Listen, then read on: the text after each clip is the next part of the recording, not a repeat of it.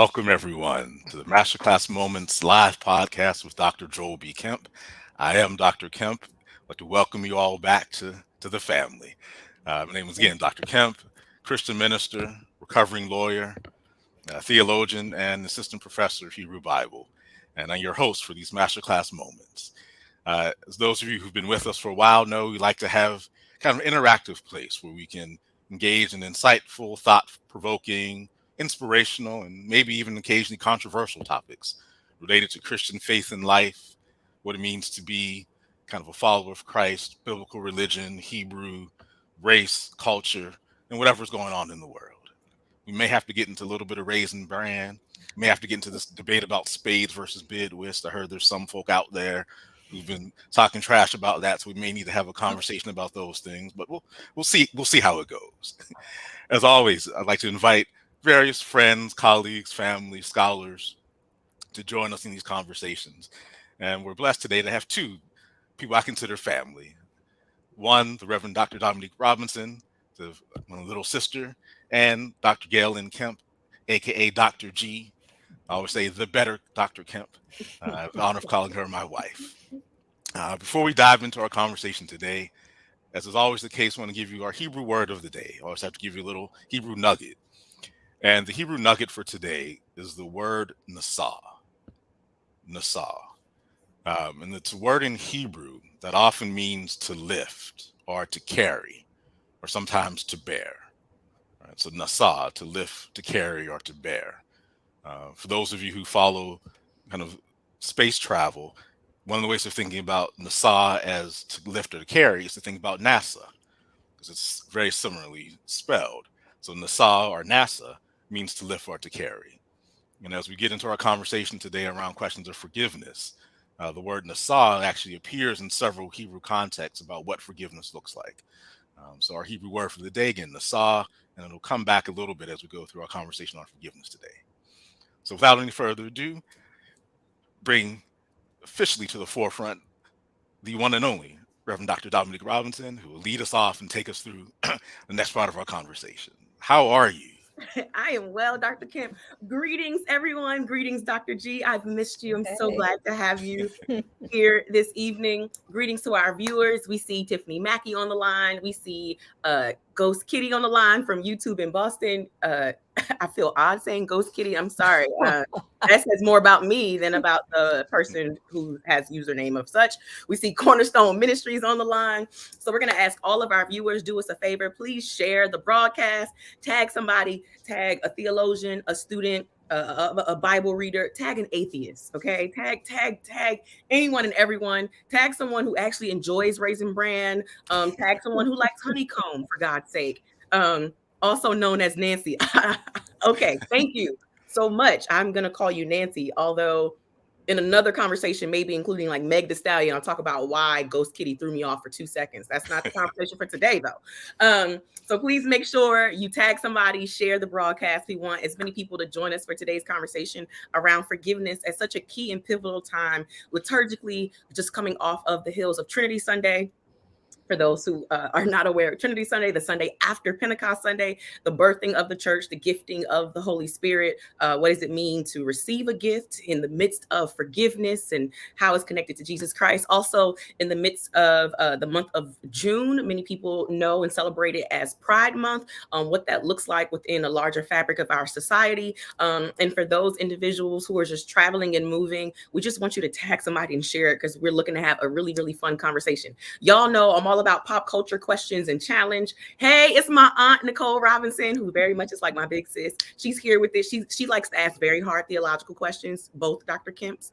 So should she put the question out there, act like her last name is not Robinson and answer the question appropriately. But before we dive into our conversation, y'all know we like to have a little fun. I want to first be the person to admit in a very public domain, I want to apologize to all of the Raisin Bran fans and avid persons.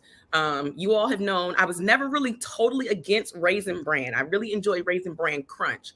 In recent months of having to go through some health concerns, my doctors were talking about changing over what I was eating, processed food. And Dr. G. Kemp, you will be glad to know that their recommendation to me was protein plus or like protein based what do you call that, granola, along with several fruits and whatever type of milk or dairy or whatever I'd like to join in with that. So, I am reconciling with this truth. I'm still here to say, Raisin Bran people, I don't want to call you whack all the way, like whack at a regular level, because you won't do Raisin Bran Crunch. So for the Raisin Bran people on the line, hey, Trinity Bailey, hey, Dr. Dominique, you put my whole government out there.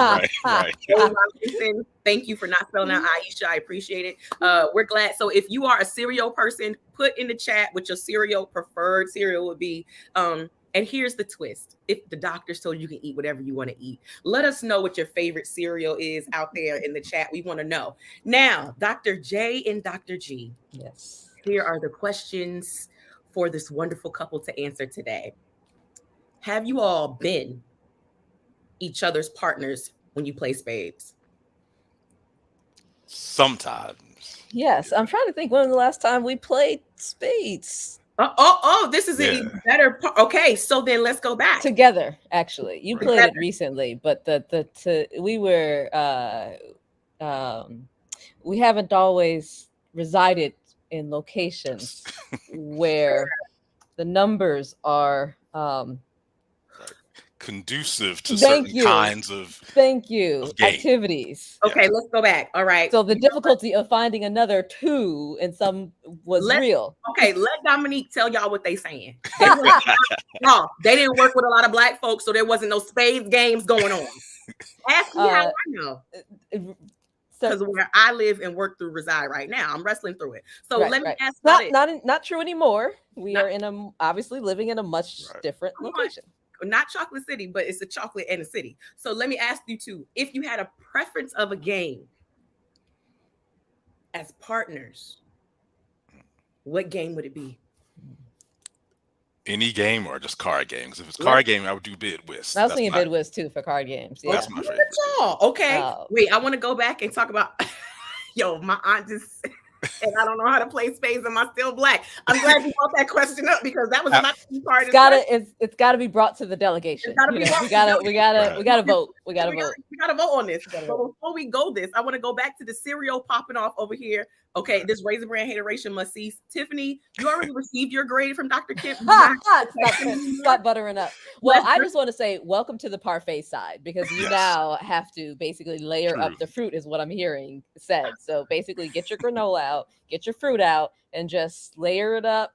If the docs are okay with a little drizzle of honey, add that to it too. Yes, a little drizzle. Do you all hear this? Dr. G is top chef parfait making out here. So I want y'all to see, we have Trader Joe ripoff of Cheerios. Okay, Nancy, we got honey bunches of oats. We got corn pops, apple cinnamon Cheerios. This is a very that used to be a favorite. Tiffany, I had to. Sunrise crunchy honey. Okay, coming out here with the little razzle dazzle. Somebody said I'm so diplomatic. Aren't they? If you know the Kemps, they're going to be diplomatic, which is why you have a little sis like me. Right. Doesn't mind being a Tanisi bit ratchet. Right. You're our translator, exactly. Our motion translator. Exactly. Our anger translator. Hermeneutic. Yes. Frosted Flakes. Okay, I got some of my students on the line. Listen, Rachel, you've heard me talk about Dr. Joel Kemp, so he's here on this line. So if you want to ask any of the questions that I said as in the lecture, here's the time to ask those questions about anything I pretended was correct. And me over here calling you Auntie G. First of all, see, this is about to be all extra black. You can't go calling. Did you ask me if you call my big sis Auntie? Like, I'm trying to figure out what even happened. What's the protocol? Protocol out here. Okay, let's go back. All right, so both of y'all said Bid Whist. Can you help the people out and spell it for them? Because some of these people be saying it wrong. BID. WHIST. Help the people, because they be saying Justin Simpson, it's lit. Another one of your students, Dr. J. Yes. Ty is on the line too. It's a lot of students out here. Hold on. I go straight for Mapo. Nicole Robinson. You see how Dr. J just laughed? He chuckled at that. You couldn't even get. Is that the brand of the oatmeal? Like, Mapo? What are you? Right. What is this? Okay, my mom has dedication to any cereal she's eating. It's only leavened bread she will eat during Passover. Okay, all right. Well, basically, I'm here to say most of y'all cereal choices are whack. So we're gonna move past the cereal battle. Right. Y'all not Reese peanut butter puffs. I'm not choosing nothing with like what happened to Frankenberry? You know what I'm saying? I rocked with Reese's back in the day. Like when I was a camp counselor, way back in the day, the Reese's cup, because it would turn the milk all back when I pretended that I could drink milk. It was great. I loved it. I say Captain Crunch, Ty, you didn't like the roof of your mouth at all. Or teeth, right.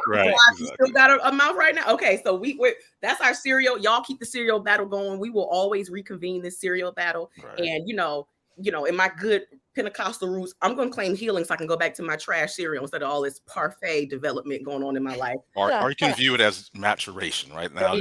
Put away childish things. You said that I heard old. Growth and development, key factors in psychological well-being.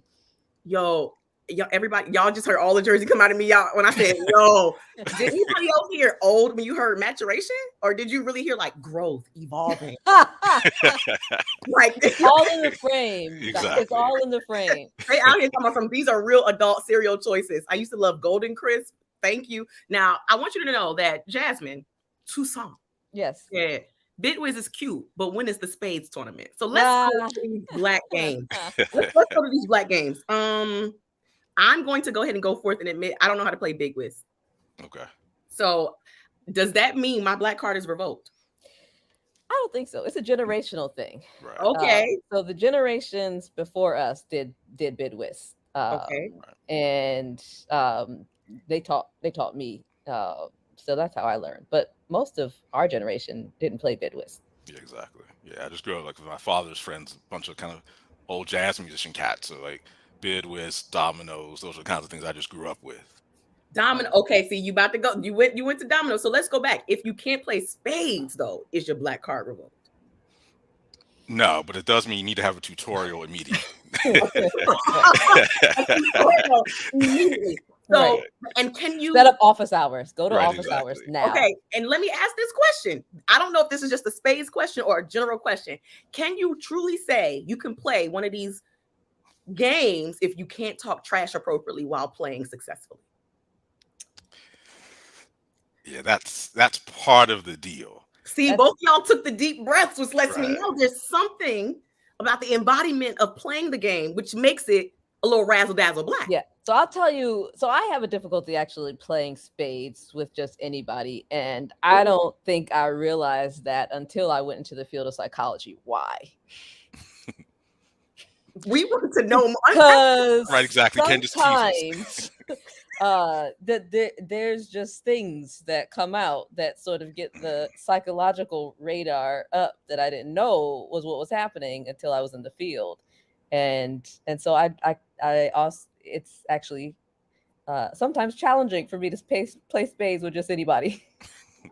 I'm trying to, because I have to restrain myself from seeing the other factors contributing to people's behaviors.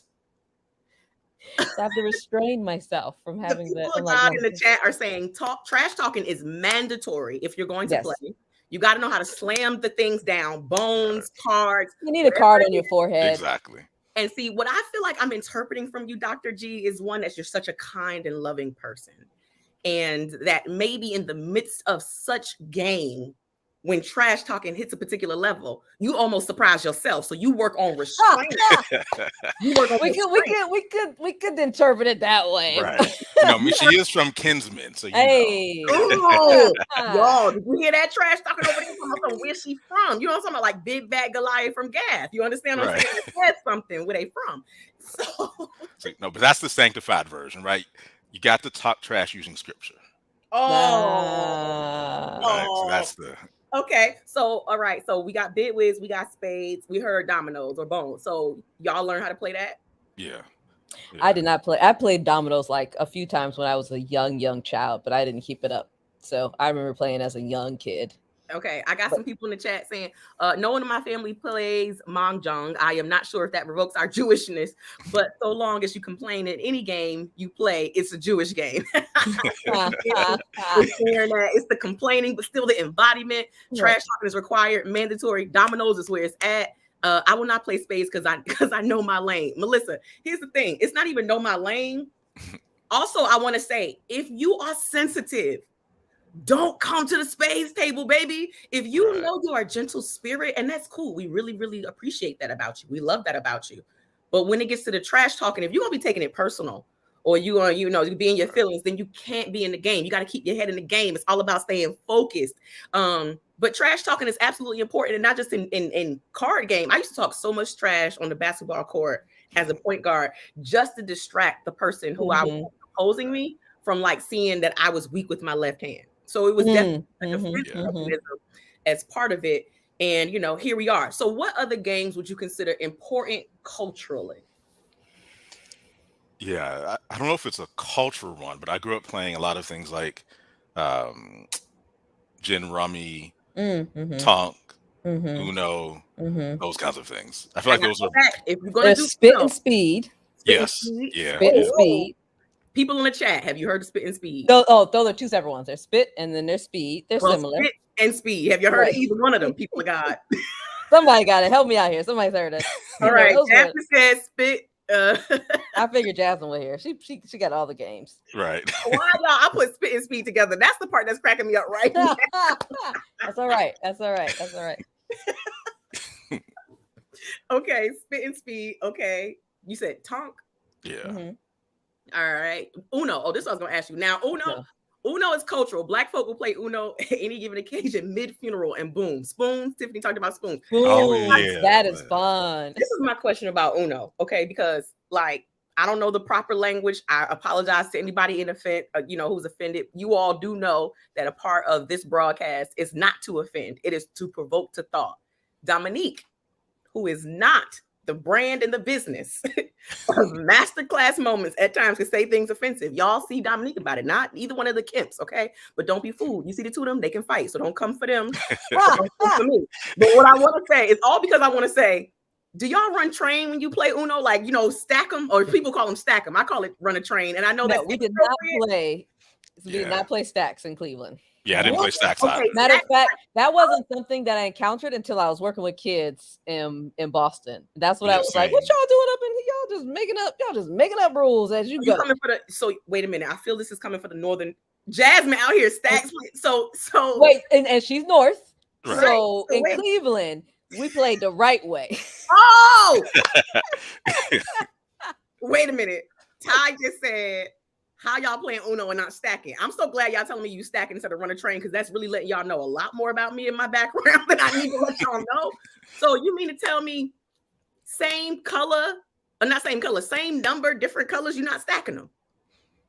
No, I didn't play that until I got to Boston. That's when I first learned. Yeah. And what about, and this is where it starts to get a little questionable for me, because I feel like that's just basic. If it's the Uno makers have already said that that's wrong, but I know the delegations have told Uno, shut up, you don't know what you're talking about. On Twitter, it was a whole debate of not the Uno makers. The Uno makers said that folk were playing it wrong, and then black folk got on Uno and said no. Jasmine said, Joel, you don't know.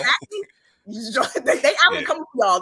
I know, lay out the rules before you play, or you can get ugly. Exactly, because here's the thing. I feel like stacking. I'm gonna use stacking now because run a train can be quite offensive. So stacking the same number, I think it's basic. We got to be clear about whether or not you can stack reverses, draw fours, and why. You know what I'm saying? I feel like that's where we got to get some clarity. But all the other stuff, I feel like is normal. And y'all right. All this can become very ugly if we don't make this all very clear up front. There was another game somebody mentioned. I want to make sure. I got phase 10. That's good. That's good. I didn't play that until after college, though. Yeah, same. All right. So y'all, we shared all this to say at times, even something so playful, when the way we play, embody it, get energy out, sometimes it can become, I wouldn't use the word aggressive, colorful, and depending on the circumstances, could become a breeding ground or a space where someone could become offended, which leads us to our topic of conversation for today: forgiveness. And so we were being playful about it. Nobody's black card has been revoked. These new games, which I do honor, black card revoked. What is that? Culture tag.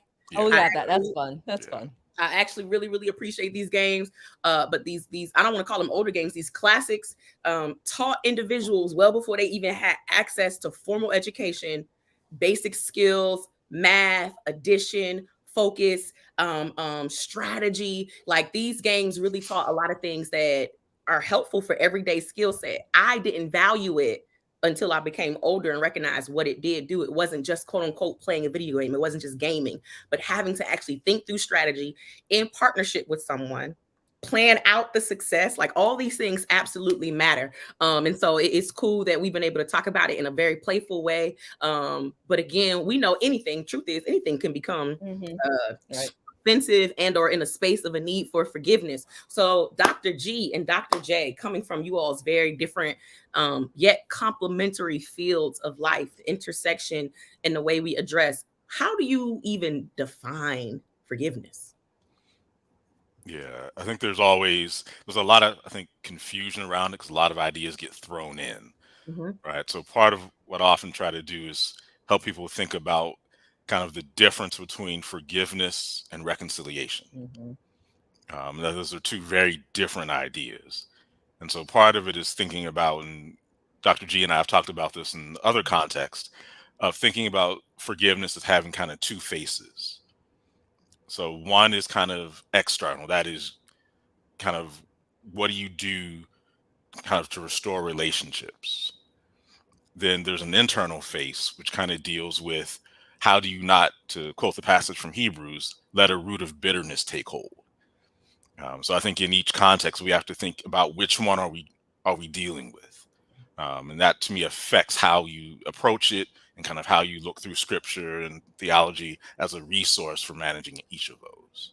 Right. Yeah. And from the psychology side of things, so in clinical psychology, we tend to focus on the ways in which certain behavioral traits can be protective against clinical symptoms, right? And most of the work on forgiveness actually comes from an area called positive psychology. Is what are positive traits that are associated with better mental health outcomes. But that's also where it intersects with clinical psychology.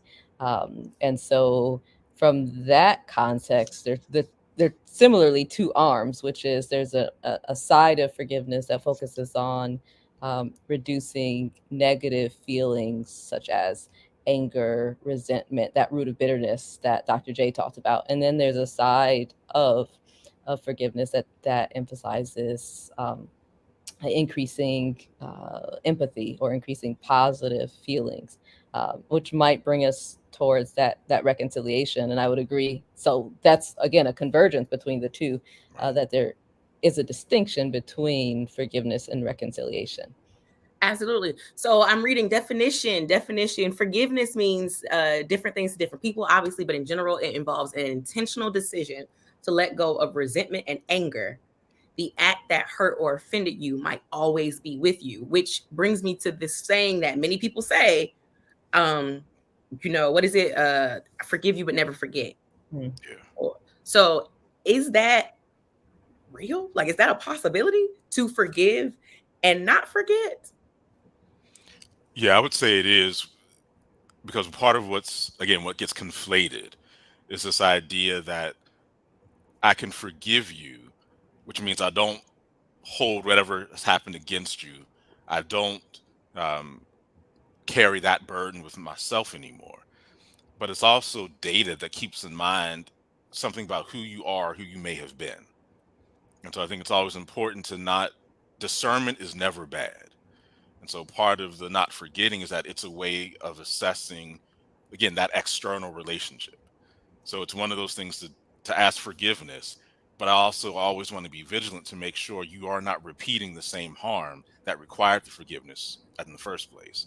And so being vigilant, to me, is part of what I take that forgive but not forget means. Right. Yeah. And I would agree with that. And I would argue you can let go or have release of that anger and bitterness without forgetting what occurred. And so I think that's absolutely true. And the kind of adage, forgive and forget, it's a popular concept, but not necessarily a requirement of perhaps even theology or psychology. Right. Ooh. But Dr. J obviously would speak for but which what the text was. Which part? So not forgetting is not a requirement for Christian living or moral living in society.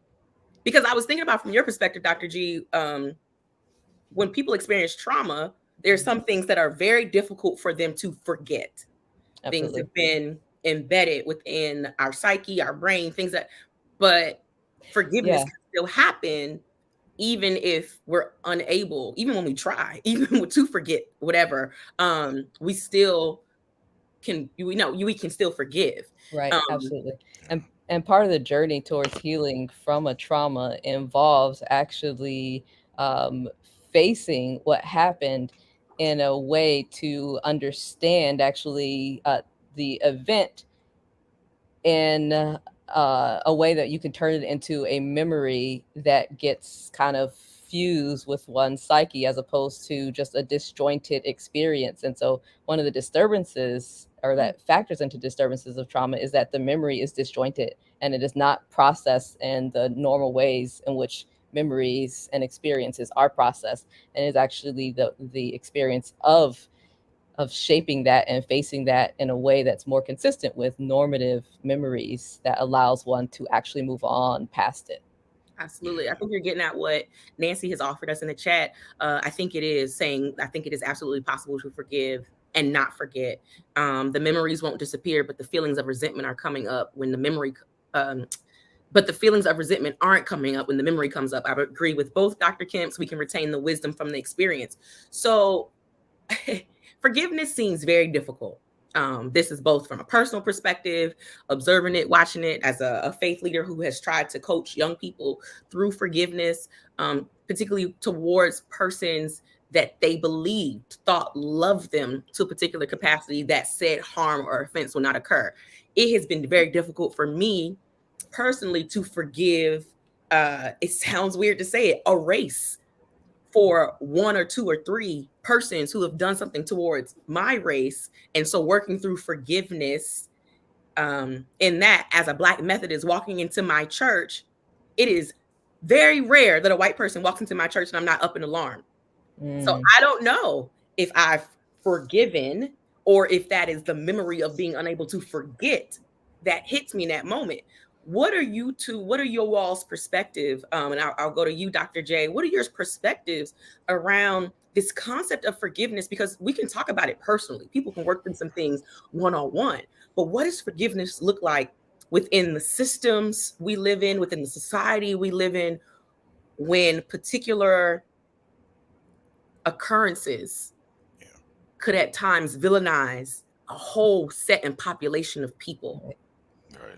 Yeah, and I think this is one of those times where I almost think the word forgiveness, we need to put a pause in it and not use it as much because it's trying to carry too much weight, Mm, right? That oftentimes when we think about forgiveness, we often think about in the context of a harm that has ceased, of an interaction that has ended. Um, the particular challenge when we think about kind of racial relations, and we'll just do the simple black white binary for simplicity, it's much more complex than that, but we can't be here for 7 hours. So it's very easy to fall into this American pattern of white violence, black forgiveness, America marches forward. And a lot of scholars have talked about how that's a very dangerous method because at the end of the day, it ultimately does everyone harm. So one of the things that, similar to what you were talking about in terms of working in kind of religious contexts, I often talk about kind of this connection between cheap grace and easy forgiveness. So, for those online who've been in seminary, you may have read Dietrich Bonhoeffer, his Cost of Discipleship. And one of the things he talks about in there is cheap grace. And the idea, very, very sort of briefly, is this idea that grace for us comes very free because it costs God everything. When we think about what the sacrifice of Christ meant on Calvary. hold on, Dr. J. You saints that are tuning in and think you're going to pull some of these nuggets for your sermons, you better drop a seed at JEL. JT, go ahead and put how the people can sow into this ministry while Dr. J is out here dropping these preaching nuggets for the people of God. I see the saints gathering. Go on, Exactly. cheap grace. Yeah, and so when that idea of we get it cheaply because it costs God everything. And so the same idea of kind of that easy forgiveness, right, is that too often people expect forgiveness because they don't understand the cost of their sin. Mm-hmm. And so I want people to, when we have those conversations, recognize that, you know, Ahmaud Arbery is just one of millions. Sandra Bland is just one of millions. And in various ways, we carry that pain, that trauma with us into each of those moments. And so to say, hey, I said I'm sorry, you should just forgive and forget. Well, no, because there's too much that needs to be unpacked there. And so I think helping people understand the cost of it before forgiveness can be asked, I think is part of what's important in having these conversations. Thank you, Dr. Kemp. Dr. J. Kemp. I'm going to move to Dr. G. Kemp.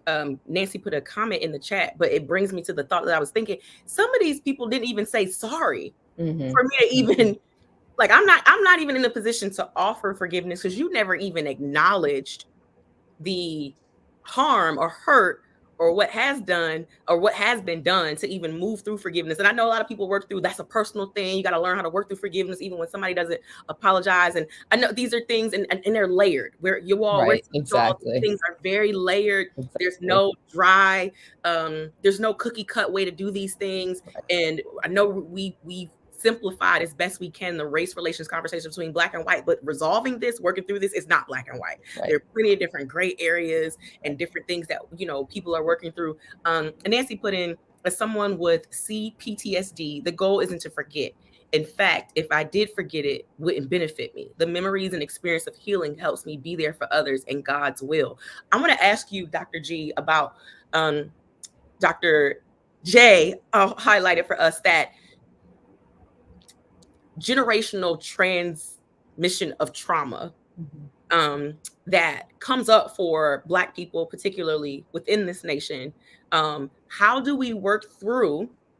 Because here's the thing, right? Nobody walks into my local church. And while every single hashtag individual is a part of my wider family, nothing happened to my quote unquote immediate family.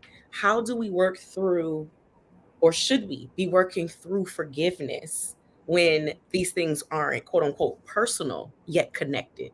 Yeah.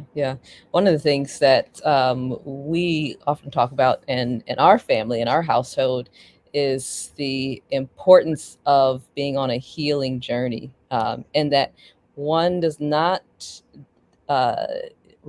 necessarily have to say that forgiveness needs to come first before one can heal. And when I'm using this concept of a healing journey, I'm thinking of actually kind of the emotional pain that a person is experiencing, and that each emotion needs to have its space, needs to have its say, needs to have attention. It needs to run its course.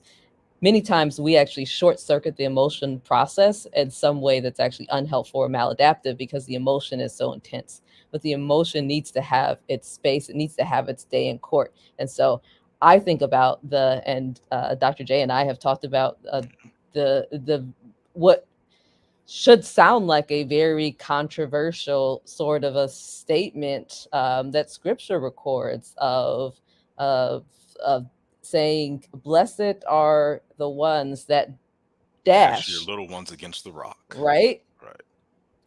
And talk about in a kind of a trauma reaction emotion really having its day and having its space, because those emotions are there, even if we recognize the kind of the thoughts that they're promoting, wouldn't act on those thoughts or anything like that.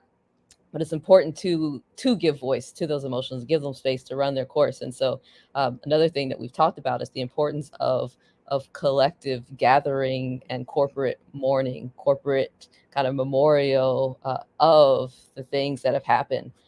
Honestly, I think this nation and really the whole world should have a corporate day of mourning for all the lives lost due to COVID.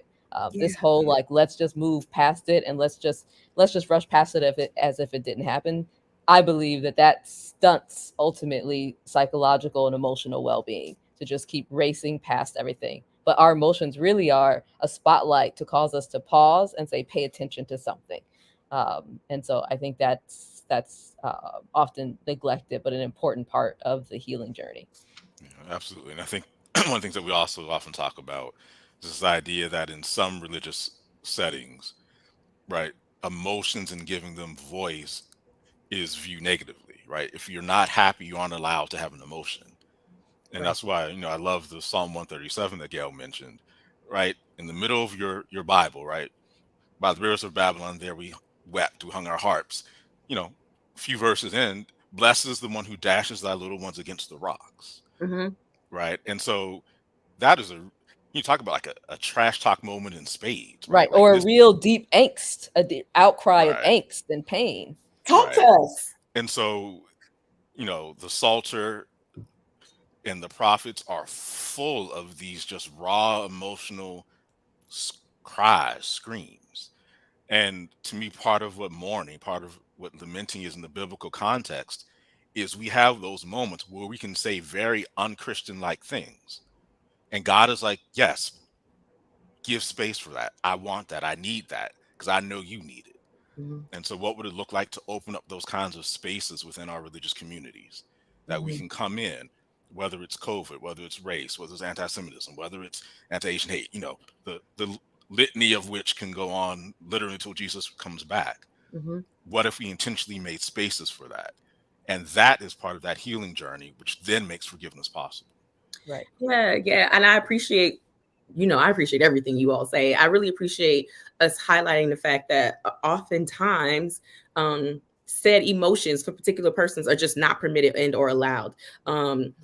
Rachel put a comment in here. She was told over and over again, if you forgive them, then you'll forget it. It was repeated to her over and over as a child and a young woman. And it's like you said, oftentimes it's particular demographics we're not allowed, or supposedly not allowed, to express the spectrum of emotions that are connected to said events or experiences. Therefore, it's policed and clothed in what people are calling forgiveness. So Right. whether you have felt betrayed, whether you have, all the feelings that you have felt, but if you're a Christian, oh no, you're not supposed to be angry. If you're a woman, oh no, you need to quickly move past that. If you're a Black man, if it ain't nothing but anger, you ain't supposed to express that. Don't express pain, don't cry, don't, so the policing of our emotions has prevented us from, one, like you said, fully healing, Mm-hmm. and then truly understanding the concepts, which are plural, of forgiveness, because we've been given these polar kind of spectrums of how we're supposed to function. You've been offended, you are a Christian, you forgive and you move on, which has gotten us a bit in the cycle, particularly as Black people. Another body on the ground, Right. justice will be served. You just move on, protest and move on. Or it's like you said, it's this cycle and the work to move through. And I really, really love how Dr. J. Kemp highlighted, like, it's hard to forgive when said harm hasn't stopped. Right. When said harm has not stopped, when or how do you even begin the process of healing? You can't begin to heal from a house fire still in the fire that's on still in the house that's on fire. So until you are removed from that. So is forgiveness possible for Black folk in the United States of America? One thing I want to say, kind of related to the giving, before we answered that question of giving space to emotions, is when the house is on fire and you're having a real emotional reaction, and the response from society is don't bring it up. Actually, there would be no fire if you didn't talk about it. There is no fire. Right. And we can laugh at the absurdity of that, but that's kind of you can see the parallel of talking about, racism wouldn't be a problem if you wouldn't bring it up. Well, that serves the function of invalidating one's emotional response. And there's tons of research on the impact, the negative impact on invalidating one's emotional response, whether it's others invalidating your response, your emotional response, or you invalidating your own by not giving it that space.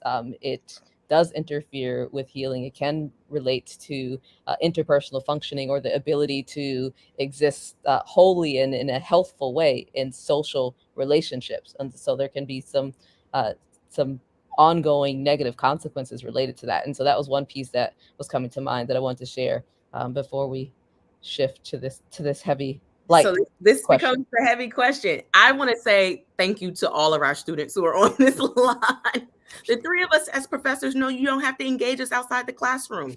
So thank you for joining us and asking your questions, your hard questions. Seriously, we really appreciate your presence. Some of the kind of just connected questions are like, is it possible? Is it really possible to forgive? How can anyone begin the process, much less heal? Trauma after trauma piled on top of other traumas in so many various ways. What are you all's thoughts, from I don't like just calling your field the psychology field, because Dr. G. Kemp, I feel like you come from every psychoanalysis, emotional, well-being. If y'all don't know, look the woman of God up. This is what the woman of God does. She secures grants and she heals people's bodies. I was gonna say probably not psycho. The only thing I'd clear, not psychoanalysis. That is a very specific field that I don't do. Which one is it? Which one is it? Psychoanalysis. I don't do that. What do you do, woman of God? Oh, so I do.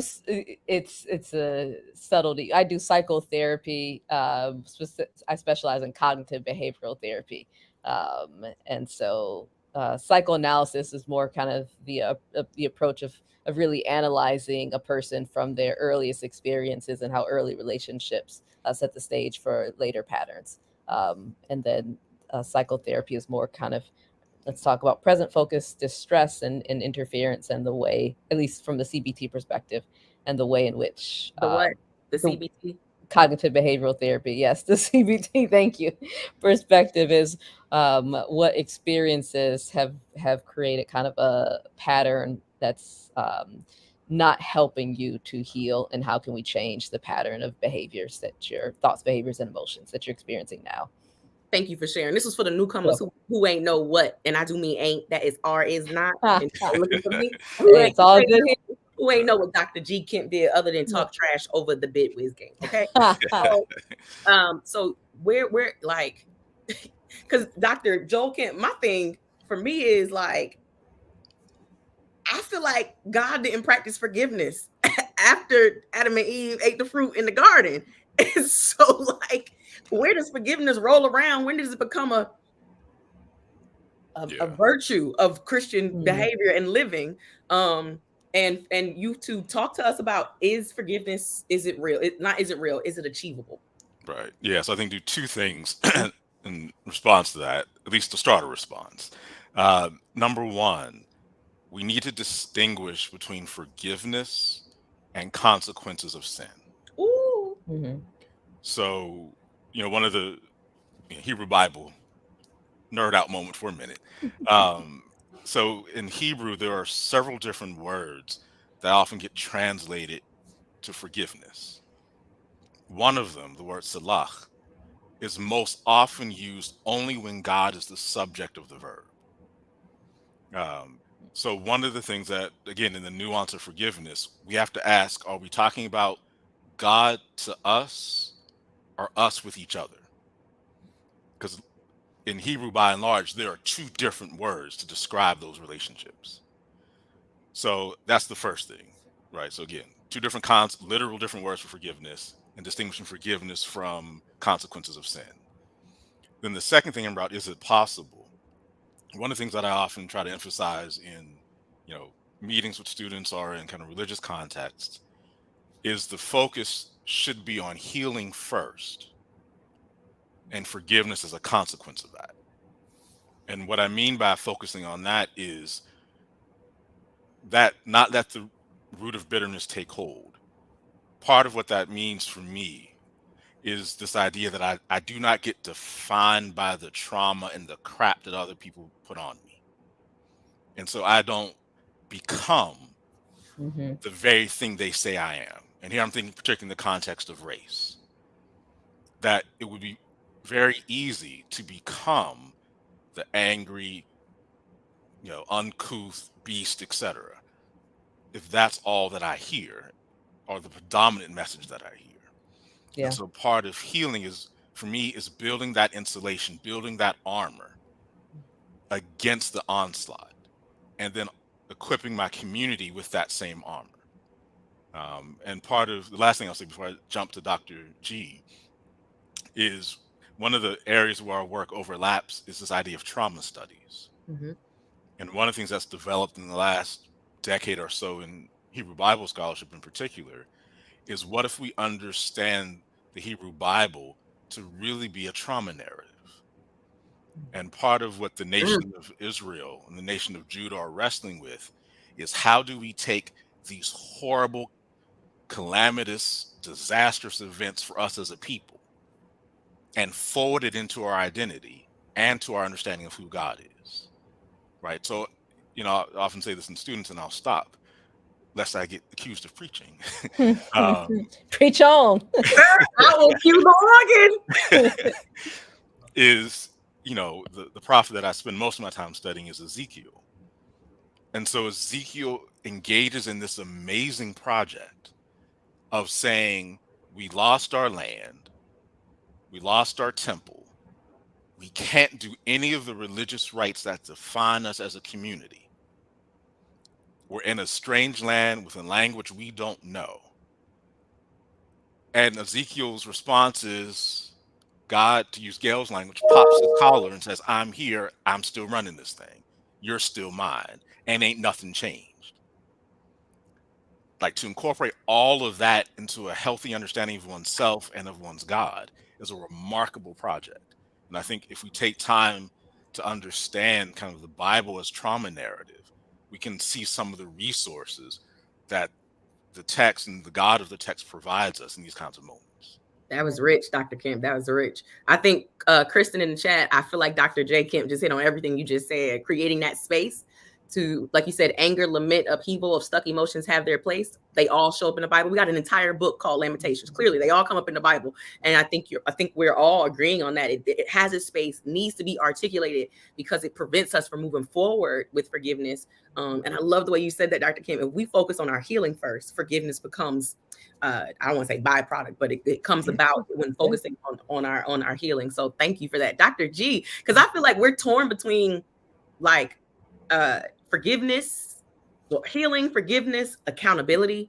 And for me, this comes up very, very major in this cancel culture we find ourselves in today. I'm blown away at how we can just cancel someone. I understand harm is done. When you just cancel someone, when we say we're Christians, and one of the biggest elements of being a Christian or a believer is redemption and forgiveness, yet we don't practice that or believe that people are capable of change. Yeah, absolutely. I think so. I'm teaching social psychology this summer, and one of the things that I emphasize to the students is that, especially because we are in an American individualistic context, and that's sort of one of the prized sorts of values in America, and as a result, then we kind of live and die by the individual.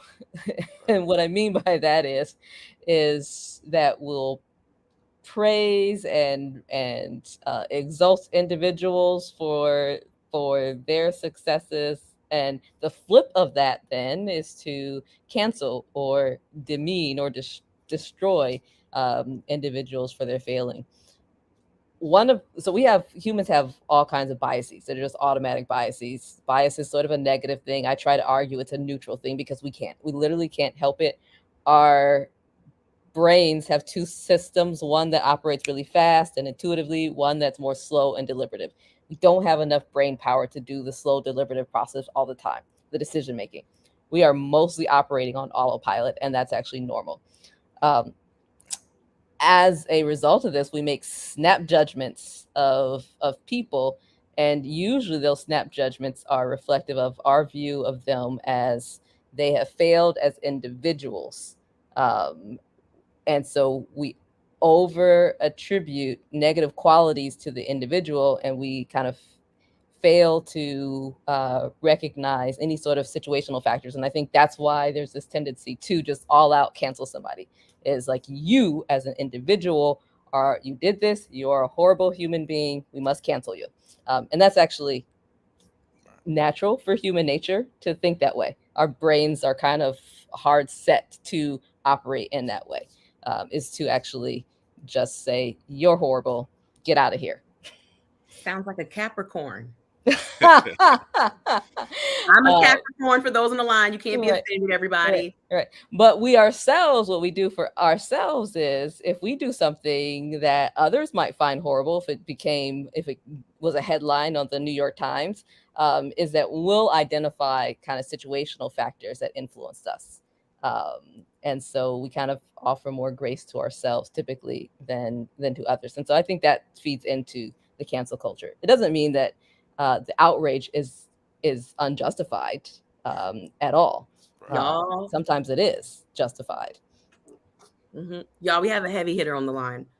The Reverend Dr. Teresa Fry Brown. Okay. On the line. She said, I probably missed this. All the way in, what is it? Seoul, South Korea. Yes. I probably missed this. What do we do with selective forgiveness? Ooh, can she define what she means by selective forgiveness? I'm not asking Dr. Teresa Fry Brown. If you would like to ask Dr. Teresa Fry Brown to explain. Well, that is my question, Dr. Teresa Fry Brown.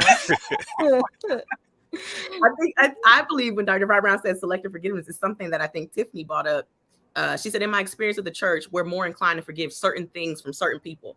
She said, read that as men in power for their sins than we are. Y'all choose to forgive and choose to forgive some and not others is how Dr. Fry Brown answered her question. Why is Dr. Fry Brown awake at this time of the year? Glad to have you. Right. We're very honored to have you, Dr. Fry Brown. Yeah. It sends a recovering addict may be less welcome in the pew than a gospel singer who abused family still on stage. So I think that whole selective forgiveness, I think they're both hitting on that. How do we? Yeah. Some of that status in terms of like if we see, so we're more likely to forgive a valued celebrity, right? Or I think you see all the time of folks where there's a leader, a minister who kind of has a fall, and there are many who are just like, but so much of the positives outweigh the negatives. But like you said, if it were just somebody in the pew, that level of grace wouldn't be offered. So some of that I think is status, and then there's investment in the person already.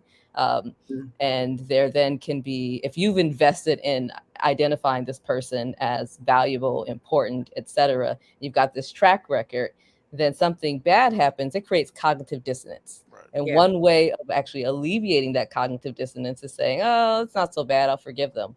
But John Q. Smith on the pew, I don't have that same investment in this person's character just naturally. You could argue from a Christian perspective that level of love and care should be there as followers of Christ. But the human tendency that kicks in is to identify one as more valuable than the other. So then you're more willing to be forgiving of the more valuable one. And we see that society and group dynamics as well, in terms of groups that are more favored in society and versus groups that are more punished in society. Right. And I love how you're saying some of the selective forgiveness can be connected to the cognitive dissonance of not just the person, but position. Right. And so, the position of pastor, this person wouldn't do so-and-so, or this position of athlete ball player, shouldn't you have expectations of that said role. So the dissonance allows you to be selective in your forgiveness and connected. Thank you for the scientific language around that. Dr. J. Kemp, what would you have to say to Dean Fry Brown's question? Yeah, first of all, I would echo the kind of the values that we place on others and how that then affects our view of ourselves.